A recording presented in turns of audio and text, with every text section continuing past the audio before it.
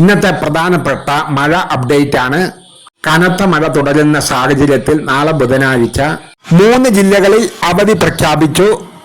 മഴ ശക്തമായി പെയ്യുന്ന സാഹചര്യത്തിൽ ഈ ജില്ലകൾക്കാണ് റെഡ് അലർട്ടും ഓറഞ്ച് അലർട്ടും യെല്ലോ അലർട്ടും ഉള്ളത്.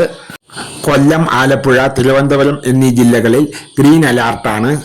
യെല്ലോ അലർട്ട് ഇപ്പോൾ നിലനിൽക്കുന്ന ജില്ലകൾ പത്തനംതിട്ട, കോട്ടയം, ഇടുക്കി, എറണാകുളം, തൃശൂർ, പാലക്കാട് എന്നീ ജില്ലകളിലാണ് ഇപ്പോൾ യെല്ലോ അലർട്ട് ഉള്ളത്.